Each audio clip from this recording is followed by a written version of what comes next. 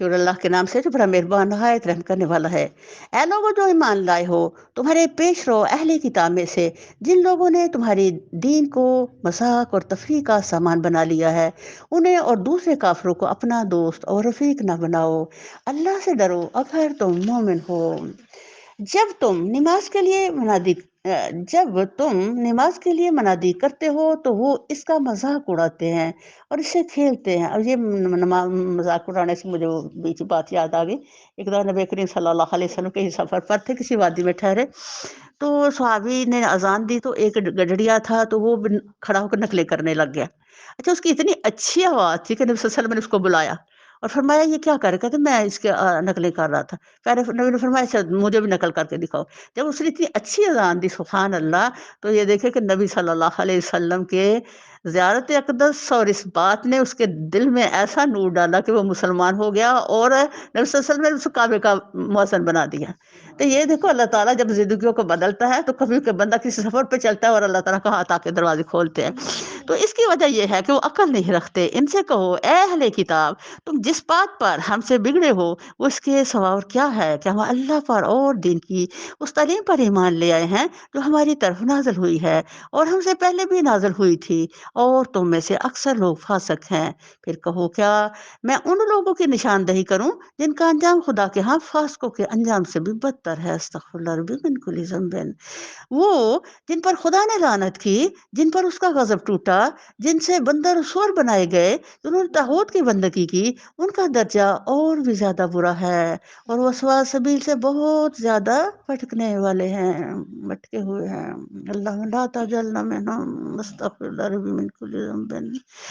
जब ये तुम लोगों के पास आते हैं तो कहते हैं हम ईमान लाए, हालांकि कुफर लिए हुए आए थे और कुफर ही लिए हुए वापस गए, और अल्लाह खूब जानता है जो कुछ ये दिलों में छुपाए हुए हैं। तुम देखते हो कि इनमें से बकसरत लोग गुनाह और जुल्म और ज्यादती के कामों में दौड़ डूब करते फिरते हैं और हराम के माल खाते हैं। बहुत बुरी हरकत हैं जो ये कर रहे हैं। क्यों इनके उलमा और मशाइख इन्हें गुनाह पर जुबान खोलने और हराम खाने से नहीं रोकते? यकीनन बहुत ही बुरा कारनामा जिंदगी है जो वो तैयार कर रहे हैं। अल्लाह इसलिए कह रहे हैं कि मशाइख और जो मौलवी होते हैं किसी भी उम्मत के दीनी रहनुमा, गुनाह और बुराई से रोकना उनका फर्ज होता है। तो जब ये मौलवी और रहनुमा लोग ही सेल्फिश हो जाते हैं तो वो अपने फायदे के लिए किसी को बुराई से रोकते ही नहीं, तो अल्लाह ताला ये कह रहे हैं कि ये यहूदियों की आदत थी। अब हमारी उम्मत के अंदर भी ऐसी आदतें चल रही हैं, तो अल्लाह ताला हमें सही बात करने की तौफीक दे। यहूदी कहते हैं अल्लाह के हाथ बंधे हुए हैं, अस्तगफिरुल्लाह, नऊजुबिल्लाह, बांधे गए इनके हाथ और लानत पड़ी इन पर उस बकवास की बदौलत जो ये करते हैं। अल्लाह के हाथ तो कुशादा है, जिस तरह चाहता है खर्च करता है।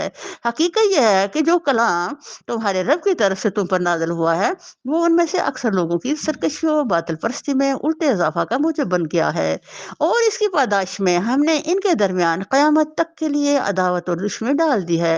जब कभी ये जंग की आग भड़काते हैं अल्लाह इसको ठंडा कर देता है। ये जमीन में फसाद फैलाने की सही कर रहे हैं, मगर अल्लाह फसाद बर्पा करने वालों को हरगिज़ पसंद नहीं करता। अगर इस सरकशी के बजाय ये अहले किताब ईमान ले आते और खुदा तरसी की रवश इख्तियार करते तो हम इनकी बुराइयां से दूर कर देते और इनको नेमत भरी जन्नतों में पहुंचाते। काश उन्होंने तौरात और अंजील और उन दूसरी किताबों को कायम किया होता जो इनके रब की तरफ से इनके पास भेजी गई हैं। ऐसा करते तो इनके लिए ऊपर से रिस्क बरसता और नीचे से उबलता। अगरचे इनमें कुछ लोग रास्तरो भी हैं, लेकिन इनकी अक्सरियत सख्त बदअमल है। नबी सल्लल्लाहु अलैहि वसल्लम ने फरमाया अगर तुम अल्लाह को पहचानने की तरह पहचान लो तो पहाड़ तुम्हारे इशारे पे हिले और तुम पानी की सतह पे चल सको। और अगर अल्लाह को पहचानने की तरह बंदा पहचान ले तो अल्लाह ताला फरमाते हैं तुम रातों को तुम पर बारिश हो और तुम बादल की गर्ज न सुन सको और दिनों में तुम पे धूप निकले।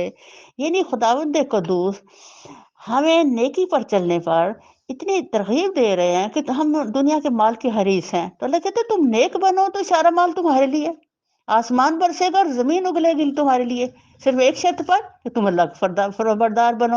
اللہ کرے ہم اطاعت خدا و رسول کرنے والے بن جائیں، تاکہ دنیا کی تمام نعمتیں جو الرزق کے نام سے اللہ تعالیٰ ہمارا مقدر کر دے۔ اے پیغمبر، جو کچھ تمہارے رب کی طرف سے تم پر نازل کیا گیا ہے وہ لوگوں تک پہنچا دو۔ اگر تم نے ایسا نہ کیا تو اس کی پیغمبری کا حق ادا نہ کیا۔ اللہ تم لوگوں کی شر سے بچانے کے لیے یقین رکھو کہ وہ کافروں کو تمہارے مقابلے میں کامیابی کی راہ ہرگز نہ دکھائے گا۔ صاف کہہ دو اے اہل کتاب، تم ہرگز کسی اصل پر نہیں ہو جبکہ تورات اور انجیل اور ان دوسری کتابوں کو قائم نہ کرو جو تمہاری طرف تمہارے رب کی طرف سے نازل کی گئی ہیں۔ ضرور ہے کہ یہ فرمان جو تم پر نازل کیا گیا ہے ان میں سے اکثر کی سرکشی اور انکار کو اور زیادہ بڑھا دے گا، مگر انکار کرنے والوں کے حال پر کچھ افسوس نہ کرو۔ یقین جانو کہ یہاں جا رہا کسی کا بھی نہیں ہے، مسلمان ہو یا یہودی، سابی ہو یا عیسائی، جو بھی اللہ اور روز آخر پر ایمان لائے گا، نیک عمل کرے گا، بے شک اس کے لیے نہ کسی خوف کا مقام ہے نہ رنج کا۔ قرآن میں بار بار اللہ کیا کہہ رہے ہیں کہ کل کی جنت جو ہے اس کا اعزاز کیا ہے؟ مومن کے لیے نہ لا خوف نہ علیہم ولا هم يحزنون۔ یہ دنیا تو خوف و رنجوں سے بھری پڑی ہے، تو اللہ تعالیٰ کے جب ہم اطاعت میں ہم آ جاتے ہیں تو الحمدللہ اللہ تعالیٰ ہمیں دنیا آخرت کی اور دین و دنیا کی دونوں ہی خوف و رنجوں سے اپنے پناہ میں لے لیتے ہیں۔ ہم نے بنی اسرائیل سے پختہ عہد لیا اور ان کی طرف بہت سے رسول بھیجے، مگر جب کبھی ان کے پاس کوئی رسول ان کی خواہشات نفس کے خلاف کچھ لے کر آیا تو کسی کو انہوں نے جھٹلایا اور کسی کو قتل کر دیا، اور اپنے نزدیک یہ سمجھے کہ کوئی فتنہ رونما نہ ہوگا، اس لیے اندھے اور بہرے بن گئے۔ پھر اللہ نے انہیں معاف کیا تو ان میں سے اکثر لوگ اور زیادہ اندھے اور بہرے بنتے چلے گئے۔ اللہ ان کی سب حرکات دیکھتا رہا ہے۔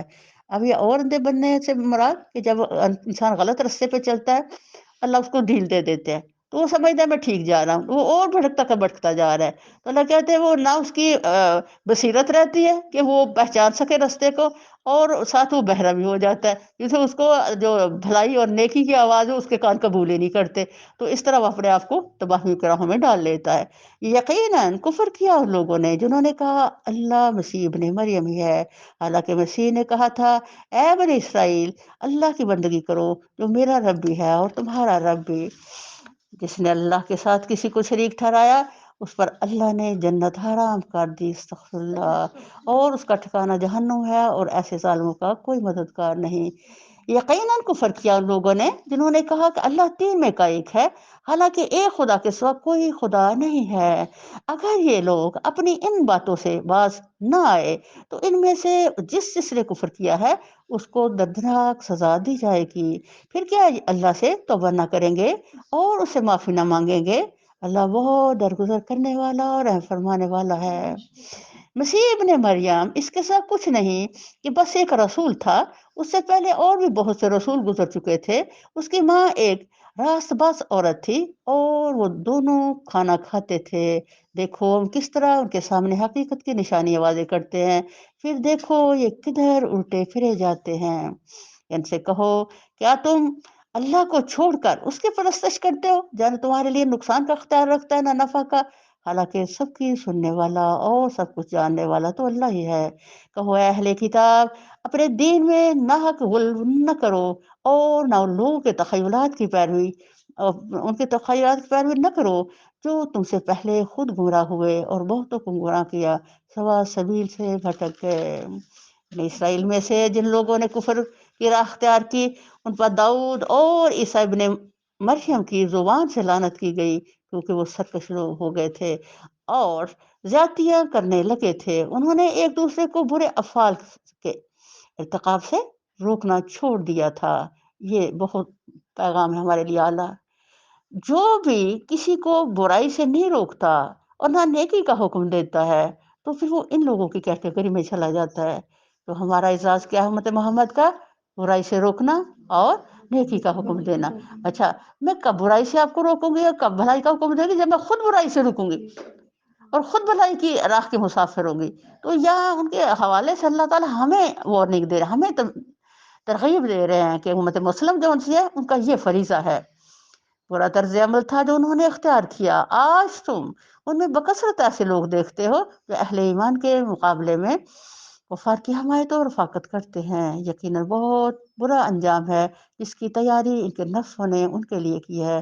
اللہ ان پر غضبناک ہو گیا ہے اور وہ دائمی عذاب میں مبتلا ہونے والے ہیں۔ اگر فی الواقع یہ لوگ اللہ اور پیغمبر اور اس چیز کے ماننے والے ہوتے جو پیغمبر پر نازل ہوئی تھی تو کبھی اہل ایمان کے مقابلے میں کافروں کو اپنا رفیق نہ بناتے، مگر ان میں سے تو بیشتر لوگ خدا کی عطا سے نکل چکے ہیں۔ تم اے اہل ایمان تم اہل ایمان کی عداوت میں سب سے زیادہ سخت یہود اور مشرکین کو پاؤ گے، اور اب ایمان لانے والوں کے لیے دوستی میں قریب تر ان لوگوں کو پاؤ گے جنہوں نے کہا تھا کہ ہم نصارہ ہیں۔ یہ اس وجہ سے کہ ان میں عبادت گزار عالم اور تارک دنیا فقیر پائے جاتے ہیں اور ان میں غرور نفس نہیں ہے۔ وما علینا الا البلاغ۔